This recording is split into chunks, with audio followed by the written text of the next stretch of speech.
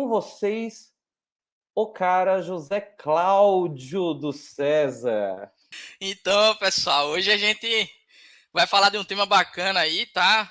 Como o Dan já introduziu aí um pouquinho a minha pessoa, eu sou o Zé Cláudio, trabalho aqui no César, tá? Como consultor de engenharia, sou tech lead de alguns projetos. E assim, vai ser um bate-papo hoje bem bacana. Eu sei que é um tema que chama a atenção demais. A gente vê no dia a dia surgindo mais conteúdos desse tipo de arquitetura de software, com esse negócio de microserviços surgindo cada vez mais.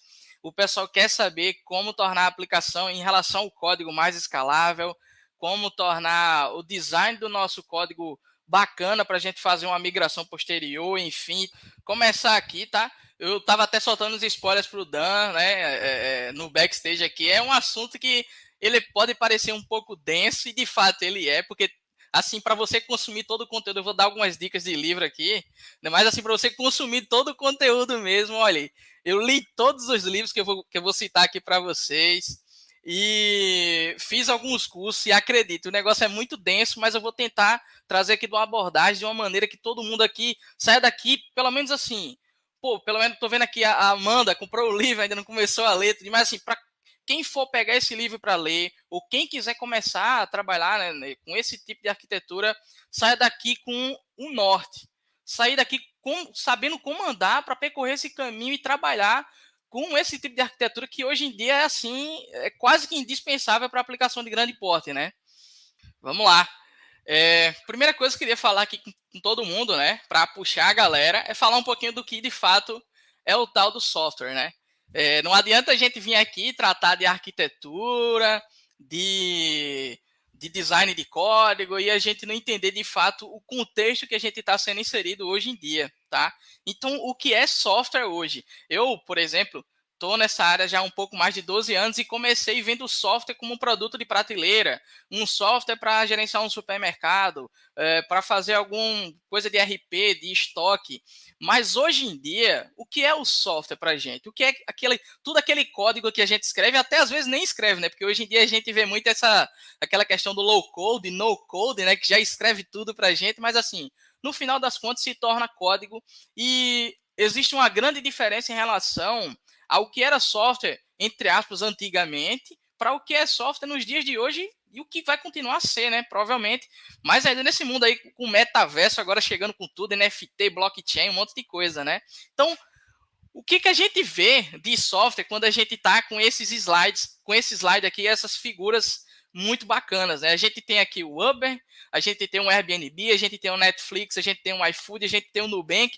Então veja que do seu humilde aqui apresentador, Zé, quando eu comecei a desenvolver software há um tempão, eu fazia software para mercadinho, para ERP, para hospital, enfim, então era aquele software até de prateleira, né?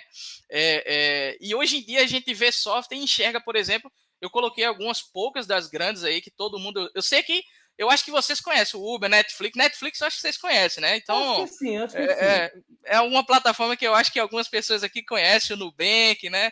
O iFood. Então, assim, pessoal, se vocês olharem hoje em dia, no contexto que a gente está inserido,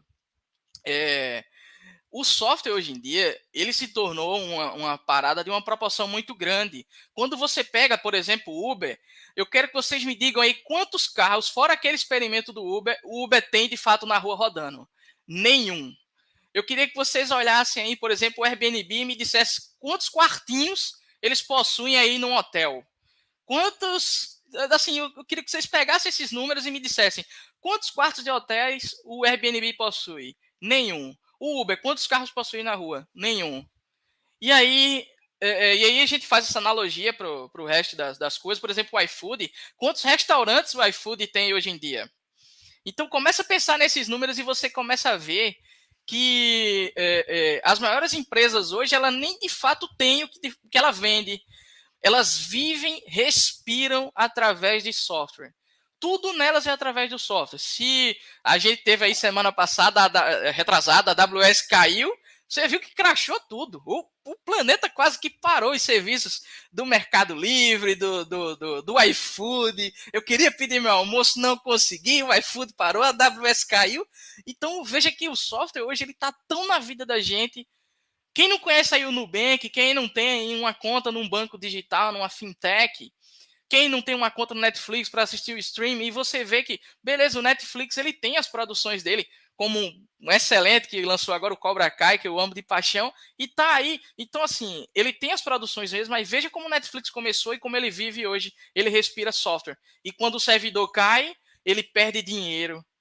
Quando o Muito, né? serviço dele, exato, quando o serviço está parado, ele começa a perder cliente, a perder vazão de negócio, ele começa a ter esses problemas. Veja que o software para essa galera agora virou começo, meio e fim. Então, assim, é muito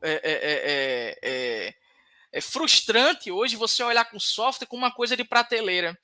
Aí eu trouxe aqui alguns exemplos de grandes empresas do mundo aí de varejista, de transporte, de acomodação, mas até aquele Call of Duty que a gente joga no mobile, um Fortnite, um Dota, um Counter-Strike que a gente joga, tudo isso são jogos eletrônicos, de forma alguma, são software. E esses softwares, junto com essa gama de mais outras empresas que eu trouxe aqui, elas são o seguinte, pessoal, ó, elas são negócio. Hoje em dia, o software, ele tem e deve ser tratado como negócio. Mas eu estou desenvolvendo um software filantropo para ajudar uma comunidade. Massa, show de bola, adoro essa iniciativa e quero até participar com você. Mas se a gente começar já, hoje em dia, o nosso mundo, todo o software que a gente desenvolve, que eu faço, por exemplo, lá no César, que outros amigos meus fazem e participam, seja no iFood, no Netflix, no Nubank, enfim, no Mercado Livre, eles são um negócio. O negócio dessa galera respira software, e quando o software quebra, tá mal escrito, ou qualquer coisa do tipo, ele simplesmente para a empresa. Isso aí a gente começa já a tratar de temas de contratação de desenvolvedores, contratação de geração de emprego, de abertura de negócio. Aqui próximo à minha casa, o Mercado Livre, por exemplo, junto com a Amazon, abriu um super galpão para aumentar as entregas. Tem um Magalu também, outra gigante, que todas elas respiram software, e software hoje em dia é negócio. Então eu queria, antes da gente começar a falar de arquitetura hexagonal, de Clean Architecture, que todo mundo colocasse na cabeça isso. Por mais que nem todo software, entre aspas, seja negócio, mas sim, pessoal, quando a gente desenvolve coisa desse tipo hoje, a gente tem que tratar ele como um negócio, porque aquilo ali gera dinheiro e tem gente, por sinal, que depende disso para viver. Né? Não só nós desenvolvedores, mas de fato quem opera aquele negócio. Né? Vou lançar a braba aqui para vocês e a gente vai começar a falar sobre arquitetura de software, tá bom? Eu peguei essa citação aqui que eu acho muito bacana do Elwin Woods, que ele fala que a arquitetura de software é nada mais nada menos que um set de decisões de design que, se feitas incorretamente, podem causar que o seu projeto seja cancelado. Para mim, isso aqui é uma verdade. Tá? Para mim, eu já trabalhei em muitos projetos, pessoal, acredite, projetos de todo tipo, mobile, back-end, front-end, machine learning, eu já atuei em tudo. E eu consigo dizer a vocês que isso aqui é uma verdade na vida, que quando você toma decisões erradas do seu design, do teu código, a tua arquitetura ela não escala, ela não fica bacana. O teu produto cresce, ele vai crescer. Você vai começar a colocar dificuldade, vai tornar esse projeto não escalável. Vai ser difícil migração. E eu, infelizmente, já trabalhei em casos aí há uns anos atrás que o projeto foi cancelado. Foi necessário, apaga tudo aqui. Então, esse GitHub aqui dele, a gente vai apagar e vai escrever de novo. Então, imagina para o dono da empresa isso aí em termos de custo. Então, a arquitetura de software é uma parada que a gente tem que ser levado muito a sério. E cada decisão que a gente toma junto dos nossos devs, eu estou como TL, por exemplo, e eu tomo decisões com meus devs, junto deles, sempre tentando ver as arestas, né? Por que usar tal coisa? Por que não usar? Eu acho até mais importante, às vezes, a gente ver por que não usa alguma coisa. Fala aí, Dan. O que é TL? Para quem não está sabendo. Tech Leader. Tech Leader. Você é o líder da equipe que desenvolve os softwares para aquele monte de empresas aí na sua no César, certo? Exatamente. Muito que Exatamente. bom. E como Obrigado, professor. nada. E como consultor lá também atuo em outros projetos que às vezes eu não estou nem imerso, mas assim, a gente sempre vai lá, vê uma arquitetura e tal, eu estou com um problema para fazer uma parada aqui para compartilhar documentos, eu quero saber a melhor arquitetura para fazer esse compartilhamento aqui, processamento, se é melhor usar serverless, se não é. A gente daqui a pouco vai falar um pouquinho sobre, não sobre microserviço de fato, que aí daria outra palestra, Dami convida, para a gente falar sobre microserviço, mas assim, quando você pega esses ganchos e tipo, eu vou usar serverless, eu vou usar microserviço, eu vou ter um monolito, eu vou ter uma arquitetura orientada a eventos. Então, essas decisões, pessoal, elas são muito importantes. Mas, isso aí é sobre a arquitetura do software. E quando a gente começa a ver o nosso design do código que possibilita com que aquela arquitetura ela evolua. Tem um livro muito bacana, a primeira indicação de livro, pessoal. Na verdade, eu vou indicar logo 4. Os livros do Uncle Bob. Clean Code, código limpo, codificador limpo, arquitetura limpa e desenvolvimento ágil. Todos os 4 são do Uncle Bob. Pode comprar, colocar na cabeceira da cama, ler todo dia, porque você vira outra pessoa depois que você lê. É um fato. Então, mas tem um desses 4 livros, que é o Desenvolvimento Ágil, que o Uncle Bob ele fala a seguinte frase. Aí eu vou colocar a situação. Imagina que chegou num dia e o teu gestor, o teu PO, ele chegou lá e disse, agora eu quero essa feature assim, assim, assim. E aí, você como tech lead, olha para os seus devs e diz, e aí, pessoal, dá para a gente fazer isso aqui, tudinho? Não, a nossa arquitetura não vai suportar isso daqui. Simplesmente você não tem uma boa arquitetura. Uma arquitetura que não permite evolução não é uma boa arquitetura. Ele até usa a palavra e você está ferrado. E é simples assim. Então, a gente tem arquiteturas e arquiteturas, a gente vai falar hoje sobre hexagonal e sobre a clean, mas a gente tem MVC, MVVM, MVM, MVVV, XPTO, arquitetura alienígena, a gente tem tudo. Então, para matar a curiosidade aí do Dan e de todo mundo que está assistindo a gente, que vai assistir posteriormente, o que é a tal da arquitetura hexagonal? Eu até coloquei um GIF aqui, que vai fazer muito sentido já já. Se você ver, ele tem uma hora que o GIF ele fica no hexágono, dentro dele ele tem quadrado, tem polígono, tem triângulo, tem, enfim, tem de tudo aí, todas as formas geométricas que você imaginar. Isso daí por quê, pessoal? Por que tem esse tal desse bando de forma geométrica e por que um hexágono, tá? Então, para dar um contexto aqui para vocês, né, essa arquitetura hexagonal ela foi publicada em 2005. Então, lembra quando eu falei no começo aqui dessa talk? Não é nada novo, pessoal. Esse tipo de arquitetura não é nada novo. A gente só está sentindo naquela necessidade forte agora, mas ela não é nova. E ela foi publicada em 2005 pelo Alistair Cockburn. A 8ª maravilha do mundo, com certeza. E aí ela foi publicada em 2005 aqui pelo Alistair Cockburn, que é um dos caras aí responsáveis aí do grupo do desenvolvimento ágil, do movimento ágil. Ele estava lá junto do Uncle Bob, pessoal, junto do Martin Fowler. Então, é uma pessoa que tem uma excelente referência para estar publicando esse tipo de conteúdo para gente.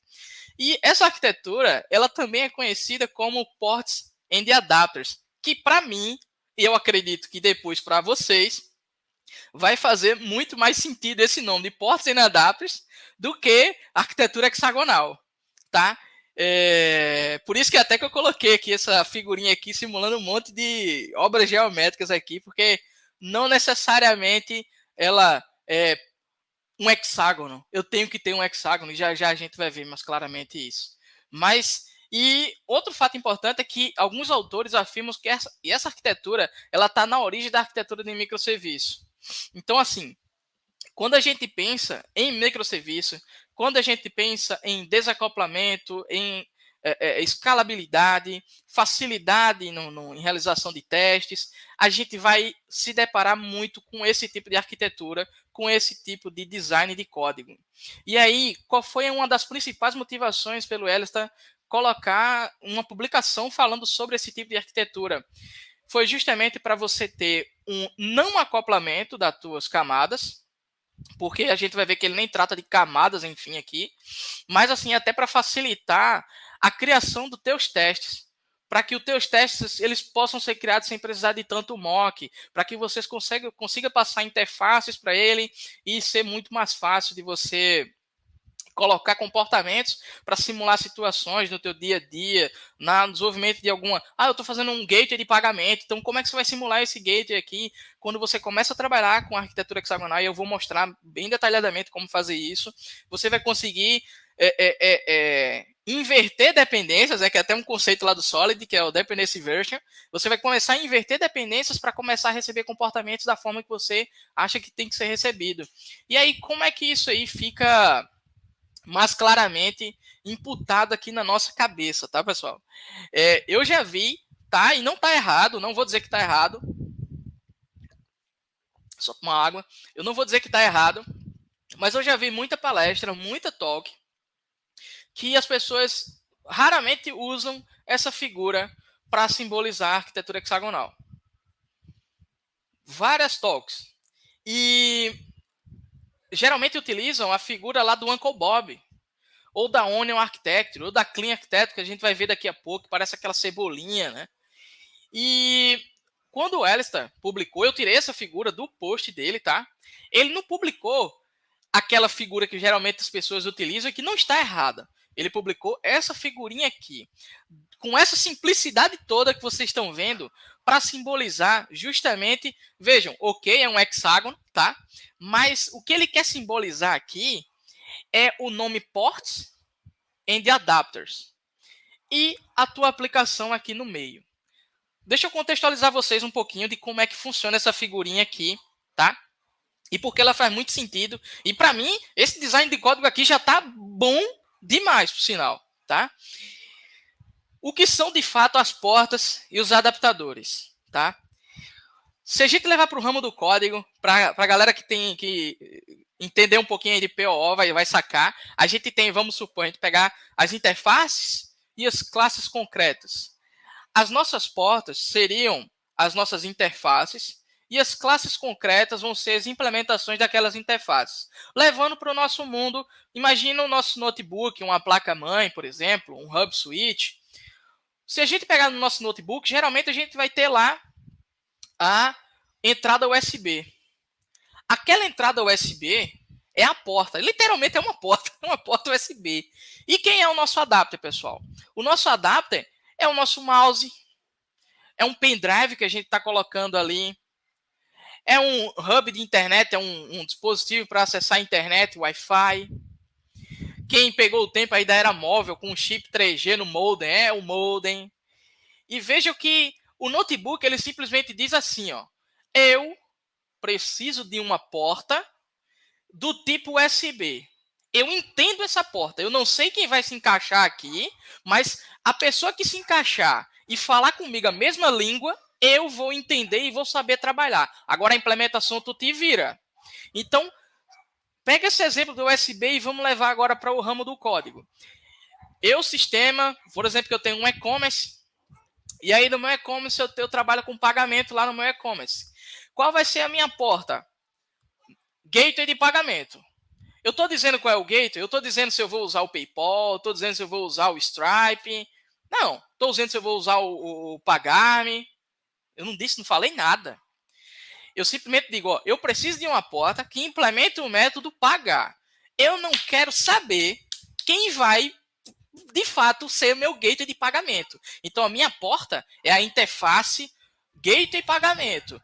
E o meu adapter aqui, ele vai ser simbolizado pelo quê? A classe concreta do Stripe, a classe concreta do PayPal, para de fato fazer aquele pagamento. Então, eu utilizo aqui um conceito de porta e adapter, e com isso eu tenho o quê? Um desacoplamento dos meus serviços. Para quê? Possibilitar com que N pessoas, N adaptadores consigam se comunicar comigo, assim como o computador tem a porta USB, e qualquer coisa que for USB que encaixar ali, ele vai entender. Às vezes a gente precisa de um drive, que no nosso caso é uma lib, né? Para o desenvolvimento de software é uma lib, mas ele vai entender, ele vai saber trabalhar com aquilo ali. Então, isso aqui são alguns exemplos que o Alistair Cockburn coloca, que ele diz aqui, ó, eu tenho portas aqui para conectar com a internet, eu tenho porta para conectar com outro aplicativo, e para cada uma dessas portas aqui eu gero os adaptadores. Então, eu tenho aqui uns adaptadores que são as implementações concretas para se conectar aqui. E aqui no meio, eu tenho a minha aplicação. Então, o que é que acontece? Essa minha aplicação vai ficar bem claro depois, pessoal, que eu coloquei um slide massa para amarrar vocês como é que estrutura de fato uma aplicação desse tipo. Mas, assim, o que é essa aplicação? É onde está a tua regra de negócio, é onde está teu domínio, já a gente vai falar de DDD, onde está teu fluxo. E esse fluxo aqui, ele não vai mudar porque tu começou a aceitar o PayPal, não, e agora tu não aceita a Stripe. De forma alguma. Ele, por conta de um fluxo aqui, não vai ser necessário tu salvar o e-mail do usuário em letra maiúscula. Não tem nada a ver. São coisas... Ele começa a isolar aqui, nessa bordinha escura aqui, preta, ele começa a servir as portas e a galera aqui fora vai colocando os adaptadores. Quem vai se conectar comigo, eu não quero nem saber, e com isso eu começo a facilitar o quê?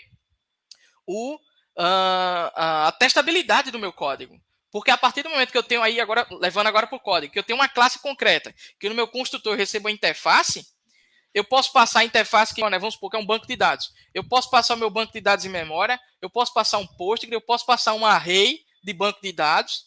Eu tenho que respeitar aquela interface, então eu não quero saber quem é a implementação. Essa parte aqui da arquitetura hexagonal é apenas isso.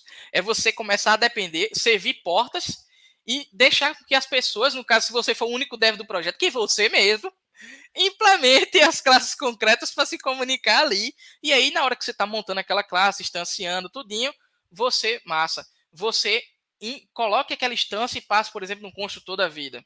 Tá? Perfeito. Então, é apenas isso. A arquitetura hexagonal, acabou-se. Morre aí. Muito bom. É uma ótima forma já de começar a pensar na arquitetura do sistema, porque eu imagino que essa é a dúvida de muita gente que está começando, mesmo quem já está muito na área e quer pensar um sistema mais complexo, e é o que muitas vezes a gente acaba fazendo, cria um negócio e depois não consegue crescer. Então, se eu crio esses adaptadores, se eu tenho uma porta HDMI, se eu tenho uma porta USB, o que vai vir, não importa, eu estou preparada já para receber esses diferentes tipos. Você só precisa seguir aquela interface que é aquela porta ali. Exatamente. Então, show de bola. Antes da gente falar agora um pouquinho da Clean Architecture, eu trouxe aqui esse memezinho pra gente tentar rir um pouco. Eu sou péssimo para criar meme, mas esse aqui eu achei bem oportuno. Porque antes da gente falar de Clean Architecture, eu acho muito bacana a gente falar de DDD, né?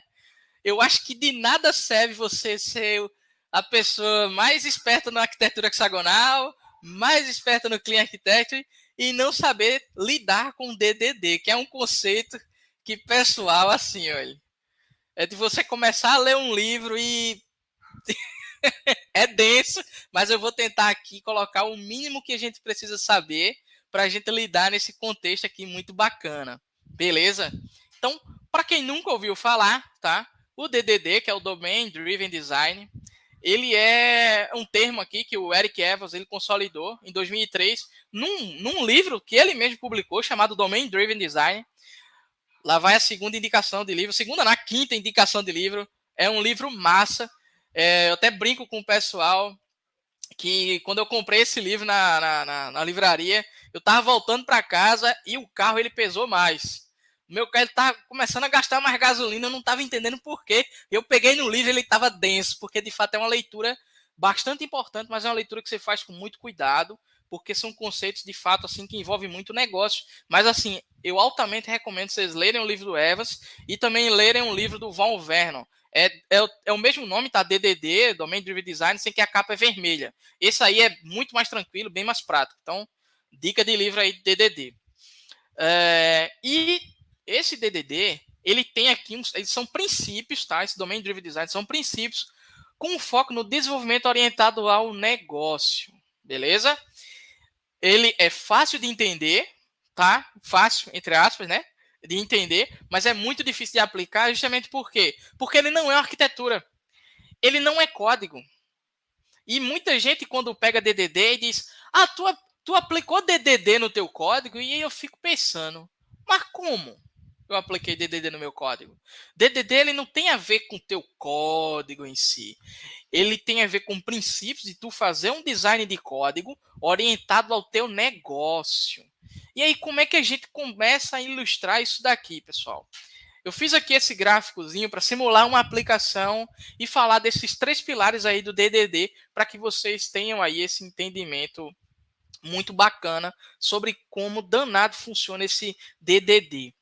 O primeiro pilar dele é que ele é uma linguagem ubíqua, ou seja, para eu representar o DDD, eu posso utilizar o ML, bloquinho de notas, folha de papel A4, quadro negro, giz de cera, Trello, Notion, qualquer coisa do tipo, mas de uma forma que aquela linguagem ela seja entendida pela minha equipe de desenvolvedores, pela minha equipe de QA, pela minha equipe de UX, pelo meu cliente, por qualquer pessoa que chegue na minha equipe e olhar para aquele diagrama UML, quadradinho com tracinho, qualquer coisa do tipo, entenda, esse software aqui ele se trata de uma aplicação XYZ e esse módulo se conecta com o módulo tal. Então, veja que não tem nada técnico aqui. São coisas relacionadas ao negócio que você vai escrever junto com a sua equipe, com o seu Scrum Master, com o seu PO, enfim, com os devs, de uma forma que todo mundo entenda. Então, ele possui uma linguagem ubíqua. Outra coisa aqui do DDD são os Bounded Contexts.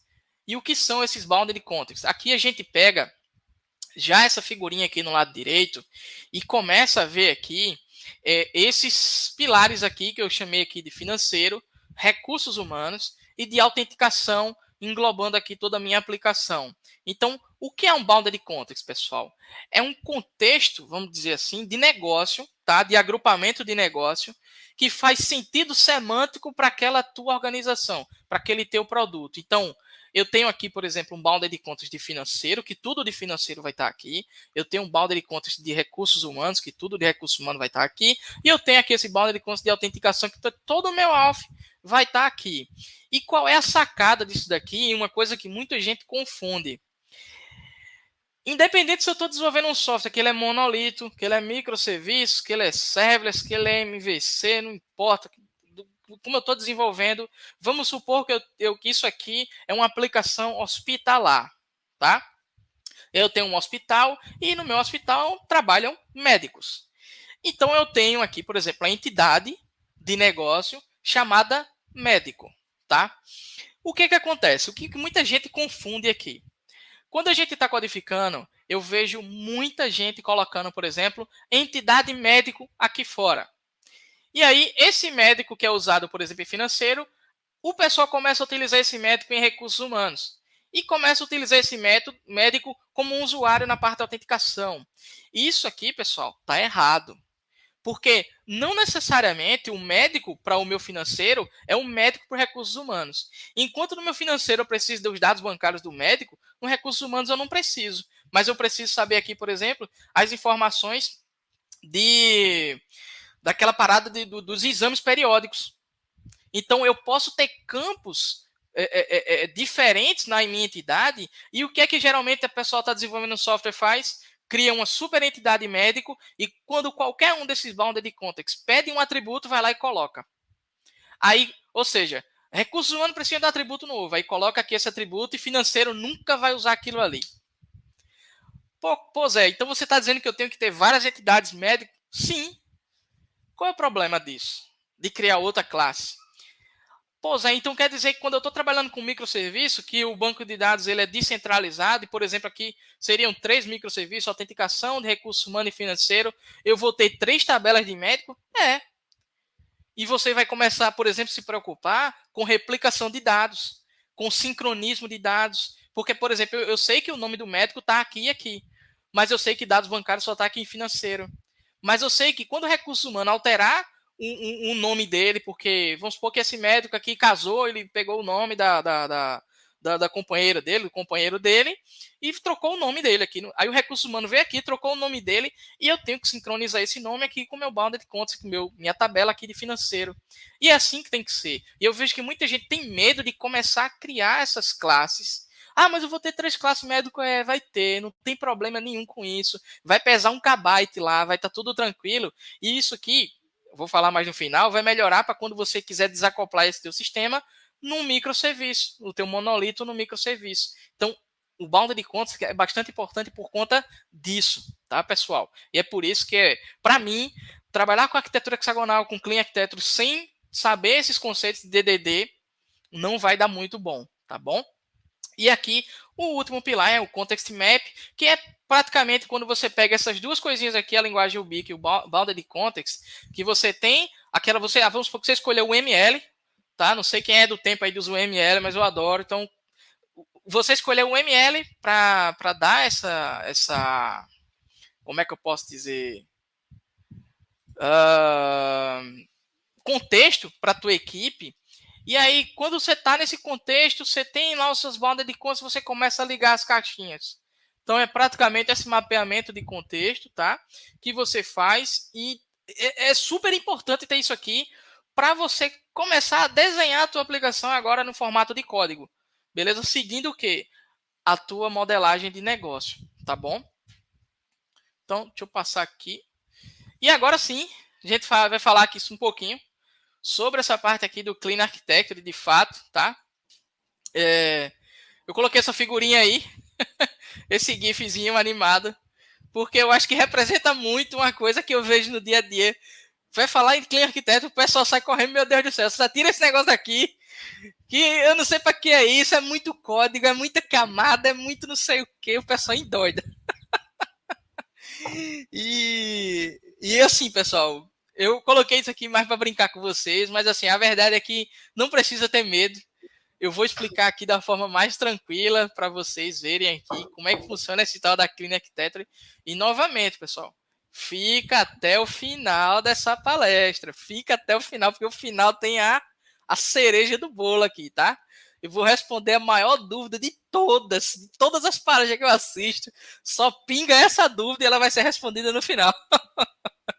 Então, assim, pessoal, para falar aqui um pouquinho sobre a Clean Architecture, tá? Só para introduzir vocês um pouquinho aqui, antes da gente destrinchar ela mais. Ela foi publicada em 2012 pelo Uncle Bob. Eu acho que muita gente aqui conhece ele, é o Robert C. Martin.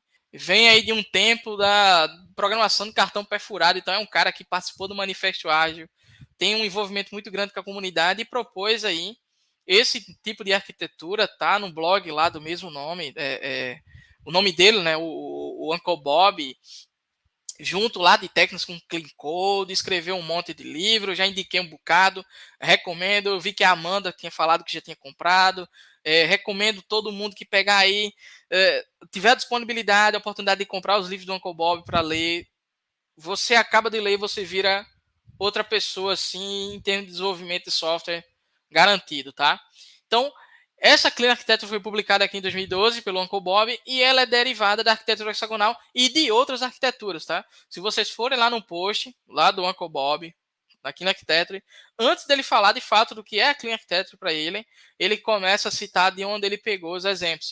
Um deles foi da arquitetura hexagonal. Ele também pegou da Onion Architecture, mas eu vejo muito uma arquitetura hexagonal muito pegada nesse tipo de arquitetura. E aí, para a gente falar sobre essa arquitetura da Clean Architecture, eu acho que o melhor recurso que a gente tem é a própria imagem que o Uncle Bob ele disponibiliza para a gente lá no post dele lá do blog, tá? Eu acho que foi o Douglas que tinha perguntado anteriormente, quando eu estava falando de arquitetura hexagonal, então tem a ver com a camada de anticorrupção, tem a ver com camadas, né? Então, assim, agora, Douglas, é que a gente vai começar a falar dessa questão de camadas. Veja que na arquitetura hexagonal, eu posso ter uma coisa parecida ali com camada, mais ou menos, mais ou menos. Mas aqui na Clean Architecture, você já vê que a pegada, ele já meio que te mostra aí camadas.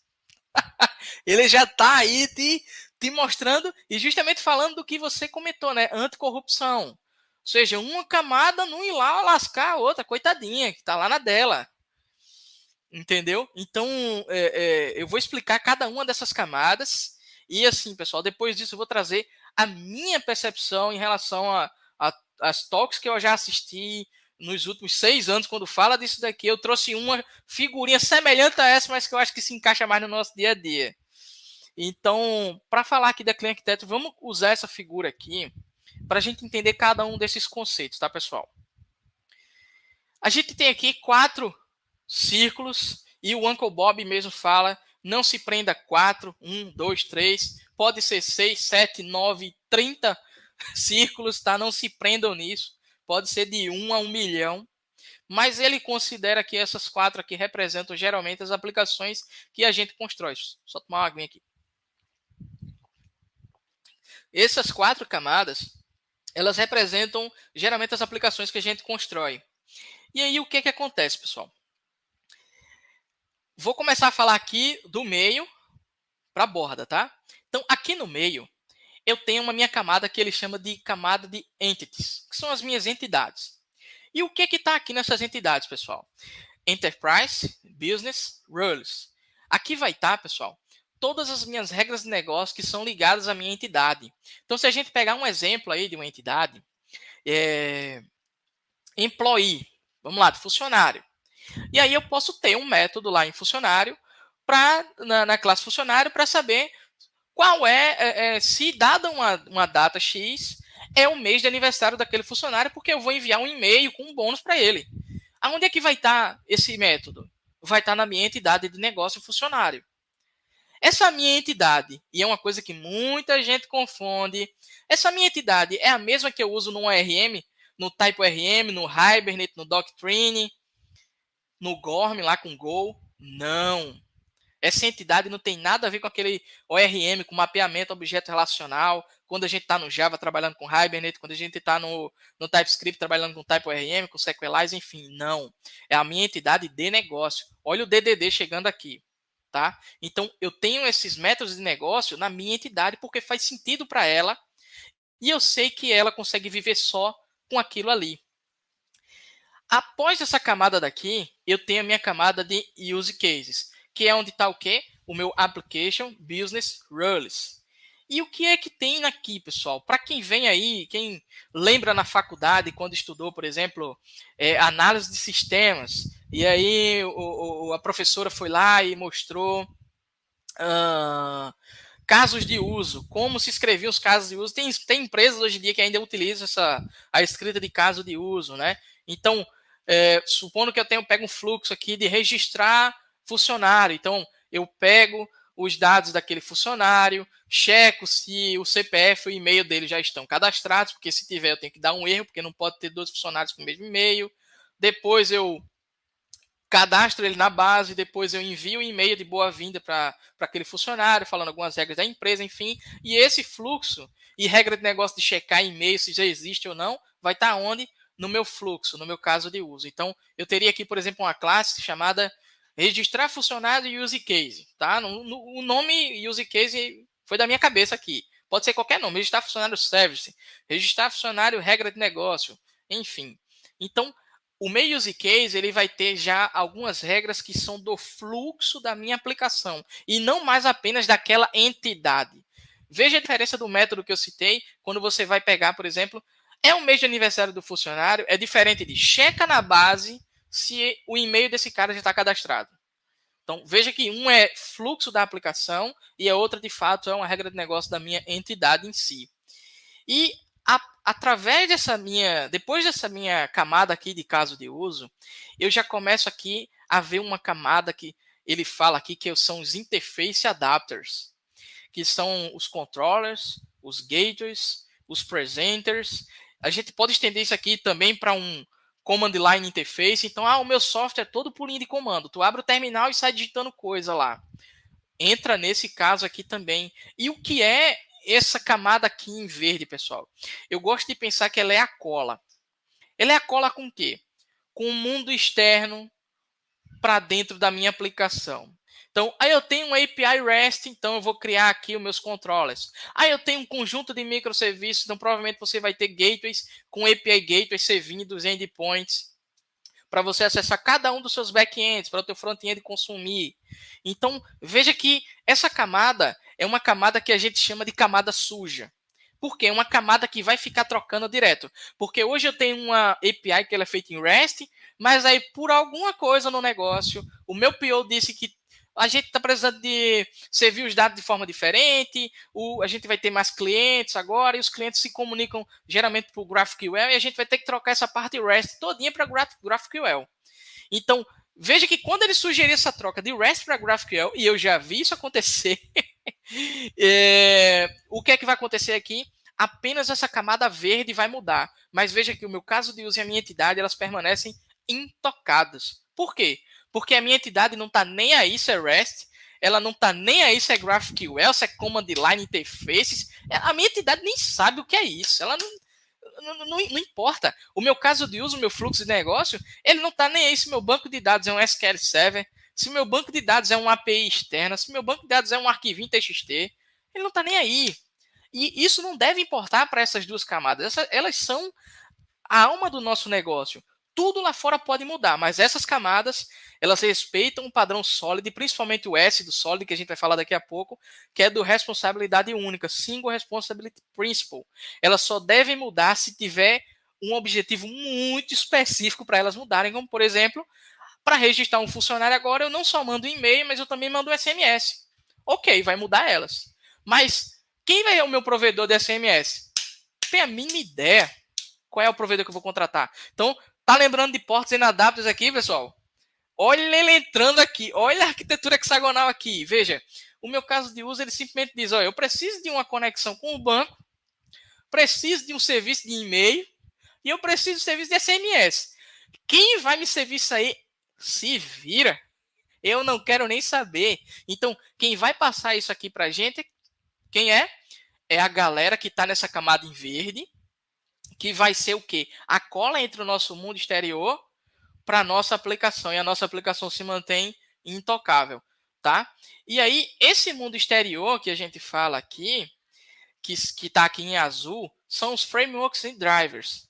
Essas duas camadas aqui, verde e azul, elas são camadas sujas. Elas são as coisas que não é que mude com frequência, né? Assim, eu já trabalhei um bocado de aplicação, mas graças a Deus apenas uma disse, ó, vai sair de REST e vai colocar GraphQL.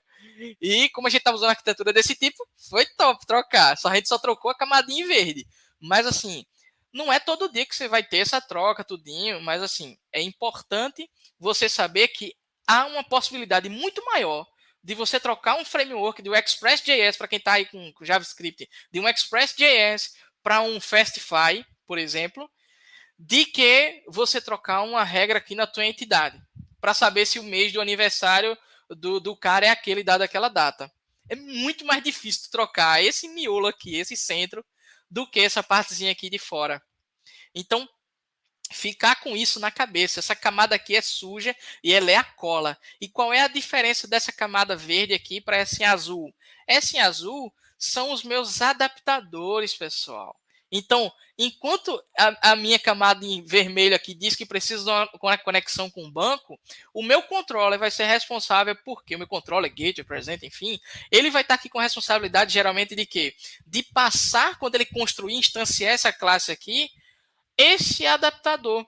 Então, que vai ser um device, supondo aí naquele caso da nossa USB, que vai ser uma coisa da web, que vai ser um banco de dados, que vai ser uma interface externa, que vai ser o nosso front-end.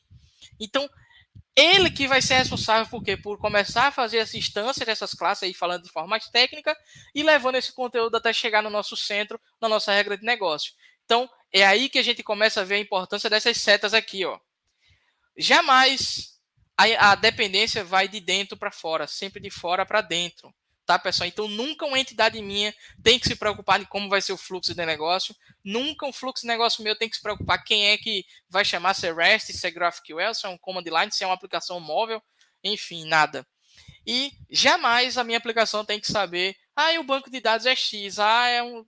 Não, tudo isso vai ser passado de forma transitiva, utilizando, olha só, a arquitetura hexagonal para cá, os nossos ports em the adapters.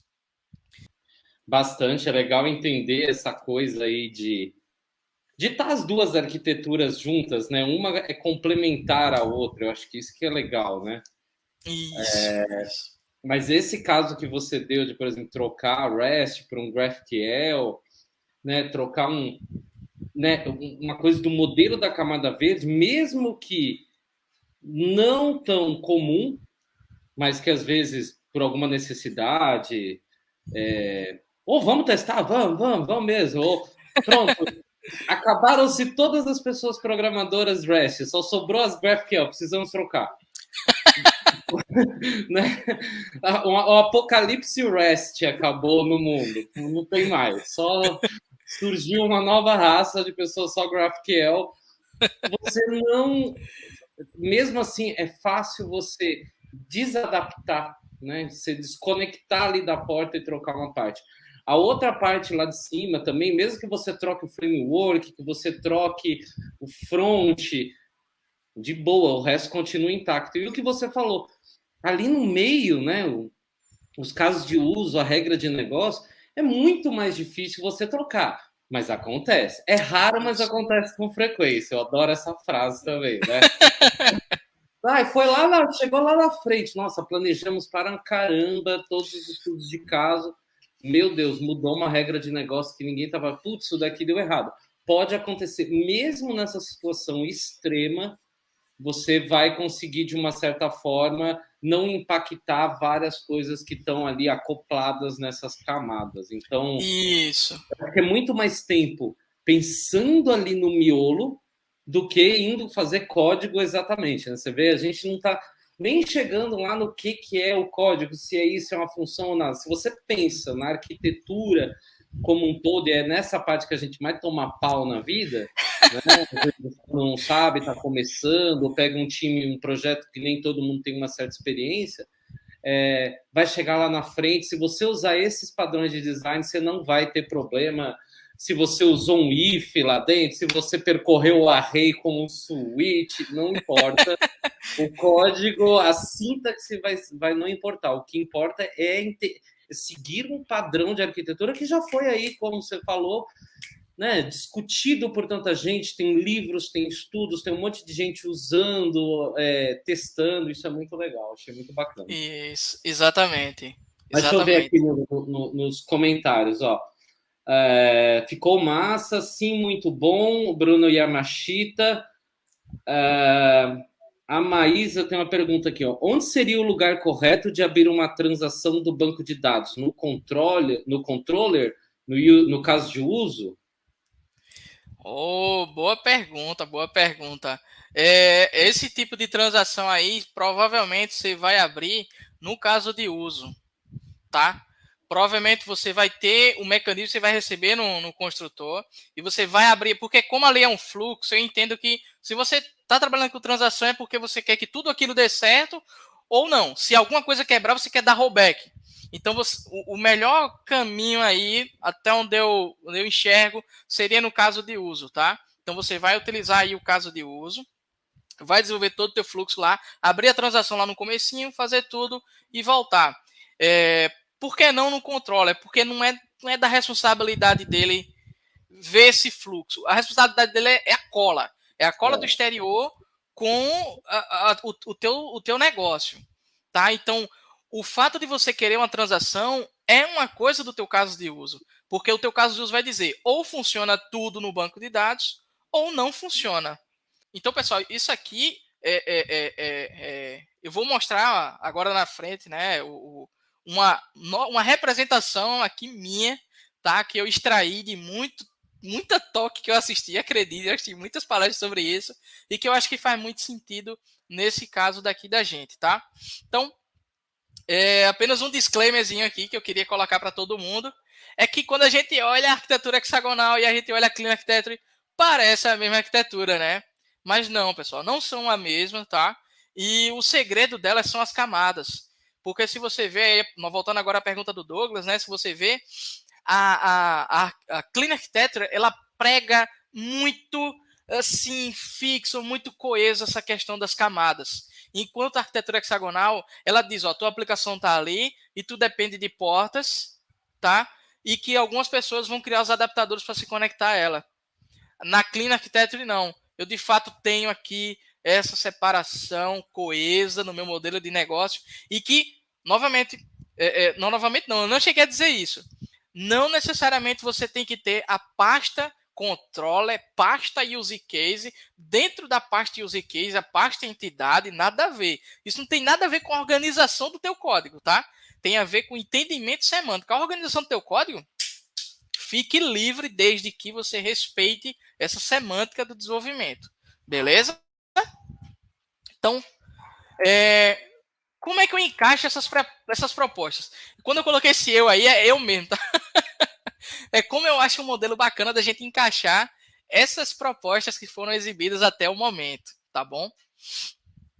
Antes da gente encaixar essas propostas, uma coisa muito bacana que a gente tem que falar, eu sei que essa talk aqui não é sobre Solid, Solid daria uma talk completa, mas novamente remetendo aí ao nosso Cobra Kai, que é um seriado muito massa, que vem aí dos filmes aí do Karate Kid, para quem nunca assistiu, assiste, é muito bom, mas aí no segundo filme, o Sr. Miyagi, ele mostra lá o dojo lá pro Daniel San, e ele mostra as regras do dojo Miyagi. São 2 regras. A primeira regra é karatê só para defesa. E a segunda regra é primeiro aprender regra número 1. Aqui é a mesma coisa, pessoal. Não adianta eu vir trabalhar com arquitetura hexagonal, com Clean Architecture, fazer meu design de código e não saber Solid. Então, qual é a primeira regra? Saber Solid. E a segunda regra? Aprender a regra número 1. Então, é um loop, tá, que você tem que manter, porque senão você não vai fazer o negócio direito. Você não faz, tá? Então, eu não vou explicar assim, detalhadamente cada um desses princípios, mas a gente viu cada um deles quando a gente estava falando de Clean Architecture. A gente viu o Single Responsibility Principle, tá? Que trata de responsabilidade única. Então, quando a gente está fazendo o nosso caso de uso, a gente tem uma coesão do que a gente tem que escrever naquele caso de uso e que ele tem que ter um motivo único para ter aquela troca. A gente vê aí, por exemplo, o Open Closed, que é para você começar a abrir o teu código para extensão e fechar para modificação. E como é que a gente faz isso, pessoal? Com ports e adapters. Quando a gente abre portas para dar chance de vários adaptadores poderem se integrar com a gente não muda a nossa implementação interna, mas a gente abre extensão para quê? Para gateways de pagamento, para bancos de dados diferentes, para serviço de e-mail, enfim. A gente tem a Oliscol Substitute, essa aí a gente não tratou muito bem não, porque já trata com coisas de polimorfismo e tal, que vem aí da programação orientada a objeto.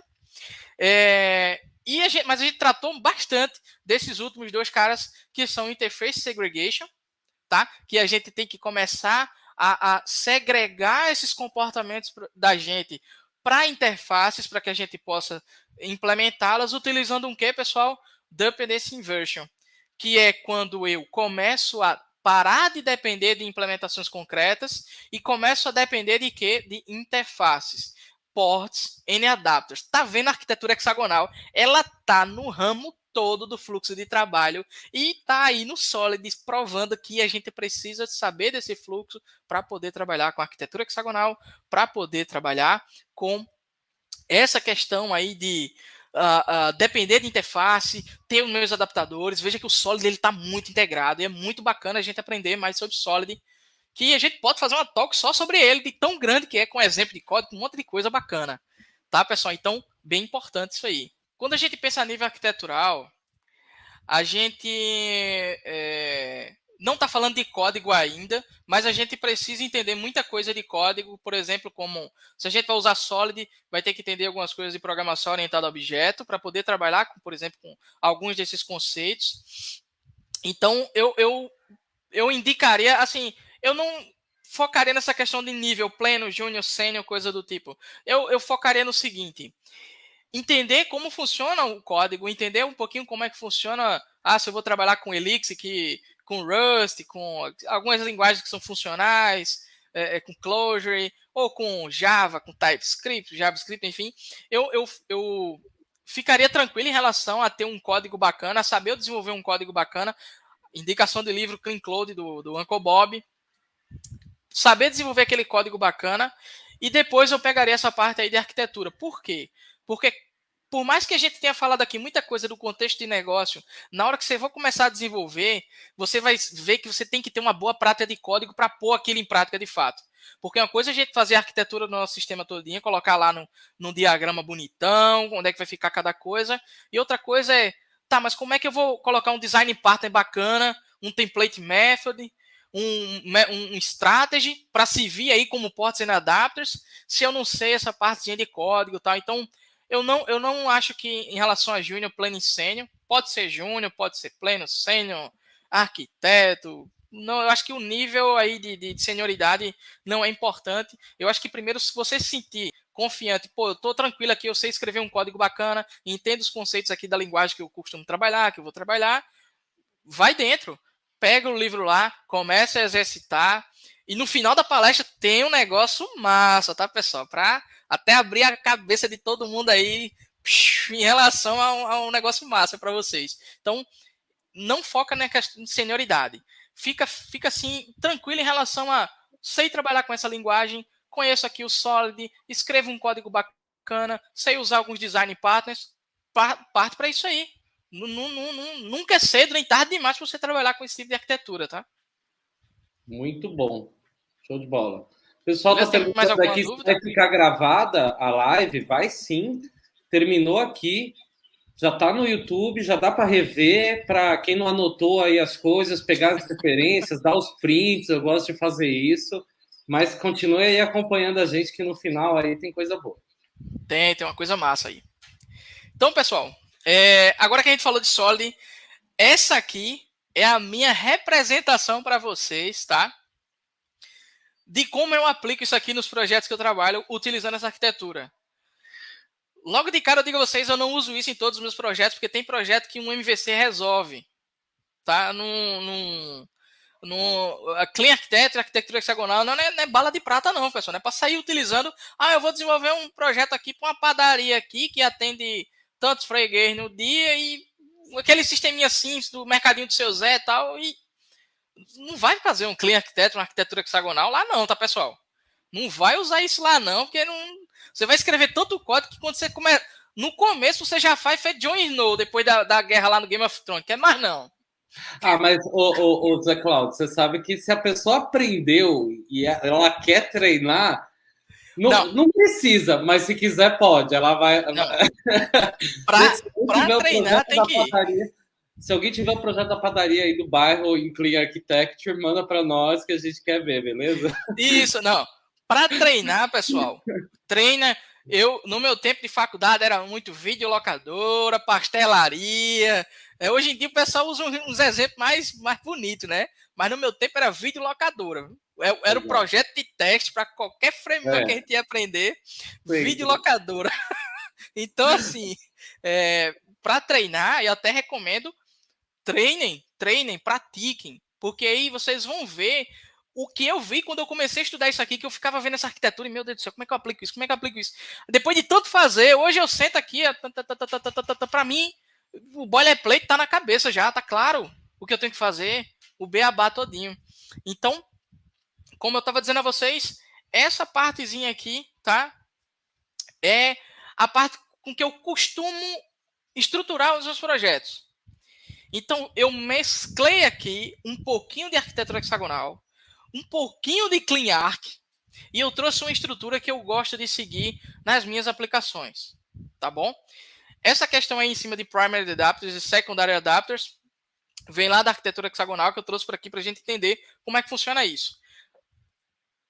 Zé, qual é a diferença de Primary Adapters e Secondary Adapters? Primary Adapters são adapters de mecanismos de entrada na tua aplicação. Então aqui eu tenho o quê? Eu tenho a internet, eu tenho uma linha de comando, eu tenho outra aplicação, API, aplicativo móvel, algo do tipo. E os meus secondary adapters são os meus outputs. São as coisas que a minha aplicação precisa, ou seja, ela vai sair dela e vai utilizar aquilo dali. Então eu tenho aqui um banco de dados, eu tenho um API Gateway, eu tenho um gateway de pagamento, tem aqui um cartãozinho de crédito. Tá? Então, assim, eu pego esses conceitos de adaptadores primários, adaptadores secundários, beleza? E eu modelo as minhas aplicações para utilizar esse tipo de arquitetura dessa forma aqui, ó. Eu não tenho todos aqueles círculos que o Uncle Bob faz, tá? E nem estou dizendo que isso aqui é que eu tenho uma pasta no meu projeto chamada Framework, uma pasta chamada Aplicação e uma pasta chamada Domínio. Mas para mim, isso daqui é o que se resolve para quando eu estou fazendo o design do código da minha aplicação. Eu tenho uma camada de framework que ela pega aí a junção daquelas camadas do Uncle Bob de controllers e do banco de dados e UI, que eu fixo nessa camada. Eu tenho a minha camada de aplicação, que essa camada eu trato ela, diferente do Uncle Bob, eu trato ela como a cola entre o meu negócio, que está no meu domínio, e a minha parte de framework, que vem do mundo externo. E aqui na minha parte de domínio é onde geralmente eu coloco o meu fluxo da aplicação, que são os famosos casos de uso, e coloco as minhas entidades, tá? Então, eu não... Vamos focar nisso, pessoal. Não são pastas, tá? Literalmente pastas na minha aplicação. São camadas que eu acho que ficam concisas e mais simples para a gente aplicar esse tipo de conceito. Porque uma coisa que faz muita gente desistir é quando pega um exemplo na internet de alguém codificando, aí vê seguindo todo o passo a passo de hierarquia proposto pelas arquiteturas mundo afora. E aí, para fazer um simples cadastro de usuário, a gente escreveu lá 40 classes. Aí você já começa assim, meu Deus do céu. Aí você começa a pensar, o MVC é melhor. No MVC eu tenho aqui, eu coloco isso aqui, tenho o meu controller, regra de negócio, a minha entidade de domínio conecta com o banco e está tudo certo. E funciona, não estou dizendo que é ruim. Mas quando a gente quer a aplicação da gente escalável, quando a gente quer a aplicação da gente mais, assim, semanticamente correto, tudinho, eu indico, tá? Esse tipo de abordagem aqui, utilizando os adaptadores primários como inputs, adaptadores secundários como outputs, e estruturando a tua aplicação de forma semântica utilizando esse hexágono aí, tá? Que não precisa ser um hexágono, pode ser um triângulo, uma bola, enfim, tá? Um formato que você imaginar, tá? Então, camada do framework é onde fica o meu controller, por exemplo, é onde fica a minha ligação com a minha UI, a minha camada de... E também ficam as minhas implementações de meus adapters, fica na camada de framework também.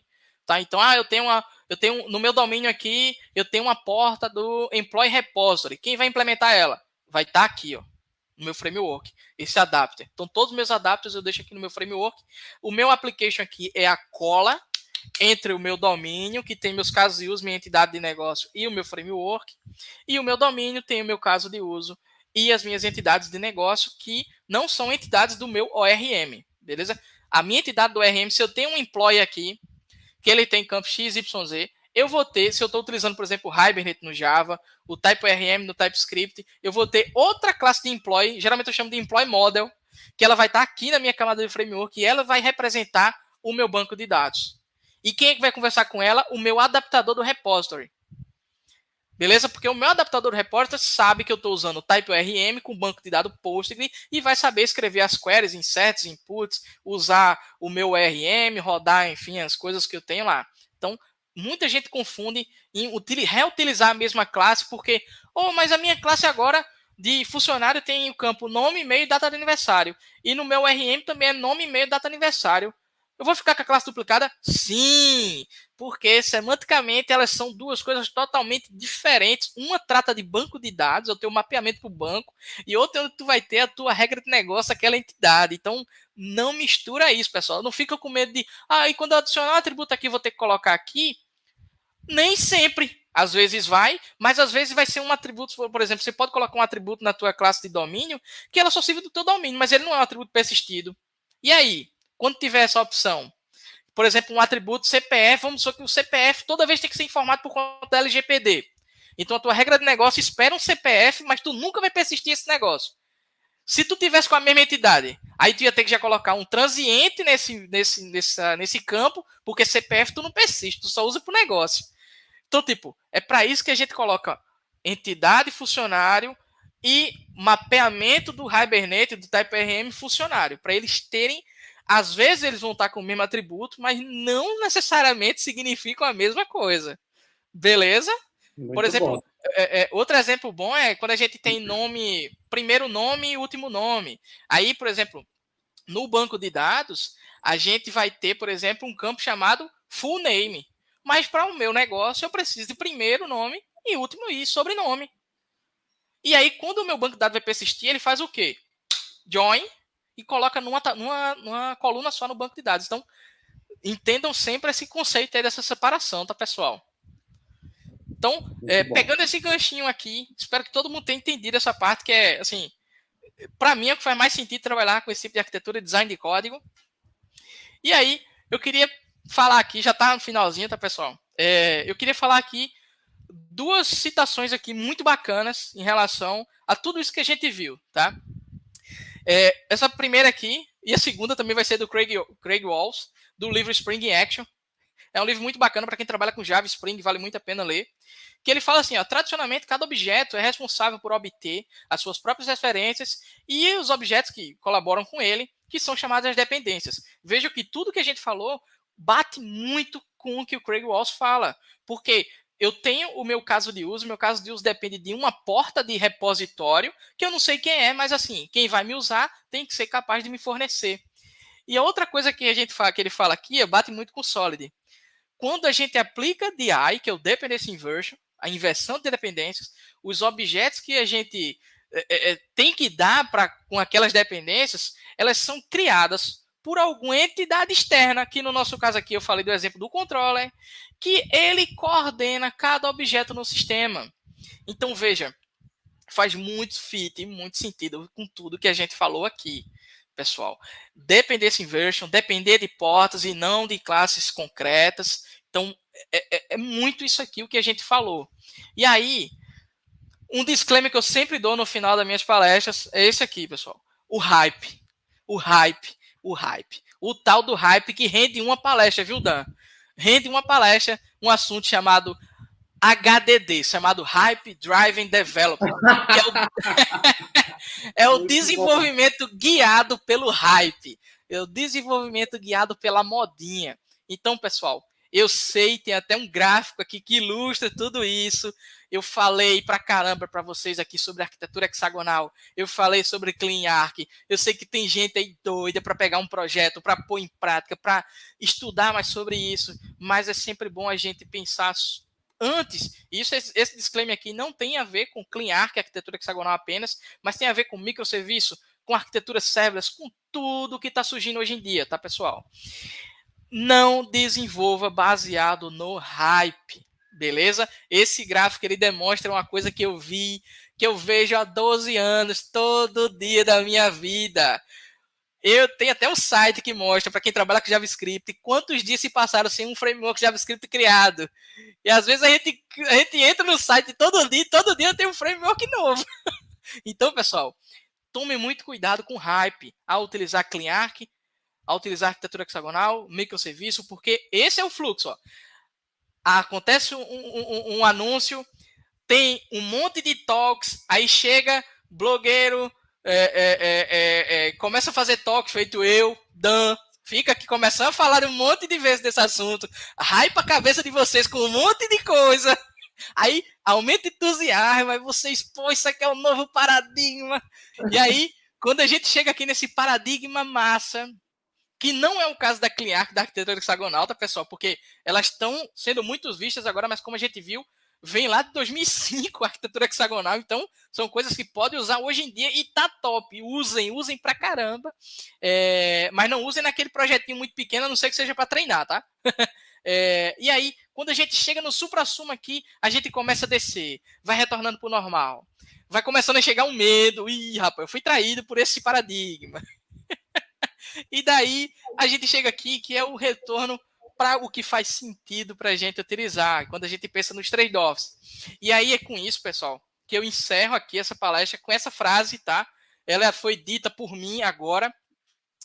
Mais importante do que a arquitetura e qualquer outra coisa é saber como e quando usar. Tudo na vida tem trade-off, e eu acho que uma coisa que eu aprendi como arquiteto de software durante todos esses anos foi que a maior virtude de um arquiteto é saber quando não usar alguma coisa. E isso aí ele se replica para qualquer desenvolvedor.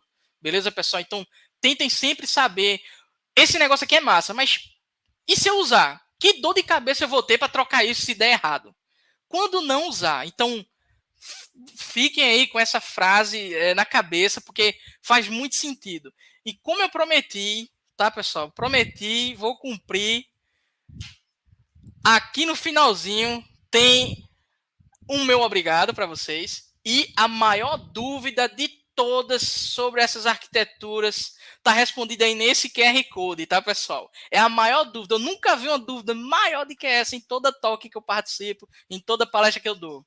Quando eu falo de CleanArch, arquitetura hexagonal, tá nesse QR Code aí. Se eu não gerei ele errado, acredito que não. Acessa aí. Vou testar aqui, vamos ver, Zé. Acessa aí, porque eu acho que muita gente estava esperando por esse momento. Deixa eu ver aqui. Tenta aí, Dan, tenta aí. Tá bom. Ó, e já não vai cair no lugar, não esquece de se inscrever lá, tá? Também, já segue lá, porque tem conteúdo bom aí, tá funcionando o QR Code, galera. Top. Então, pessoal, para quem ficou até agora, teve essa surpresa aí, com a maior dúvida, que todo mundo me pergunta, qual é essa dúvida, Dan? E como é que fica as pastas? E tu bota esse arquivo aqui aonde? Como é que ficam os testes automatizados? Então eu criei um vídeo rápido aí, com um projeto de exemplo. O link do GitHub tá na descrição do vídeo aí desse QR Code. Com esse vídeo aí que vocês consigam ver, pô, como é que Zé desenvolve esse código dele? Então o Zé foi lá, tirou aí um pedacinho do tempo dele, criou um exemplo bacana, com teste automatizado, com todas essas camadas, com API REST, com TypeScript bonitinho, para que todo mundo possa ter um start. Pô, como é que eu posso escrever esse código aqui? Como foi que você fez aqui? Então, dúvidas como a da Maria, do Douglas, esqueci outra pessoa que perguntou também, e qual é o melhor lugar de colocar a regra tal, e qual é o melhor lugar de colocar isso daqui? Então, tá tudo respondido nesse vídeo, e assim, com o maior prazer, pode colocar o comentário lá, eu vou estar respondendo toda vez que eu tiver chance, eu vou entrar lá, vou responder. José, muito obrigado, galera. Muito obrigado quem participou do chat. O Bruno chegou atrasado, vai assistir a gravação. Muito boa, Bruno. Tá? Assiste a gravação. Valeu aí demais, Wesley, toda a galera. Valeu, Zé Cláudio. Valeu, pessoal do César. Valeu, pessoal do chat. Tchau, Valeu, tchau. pessoal. Até mais. Na área a gente se fala.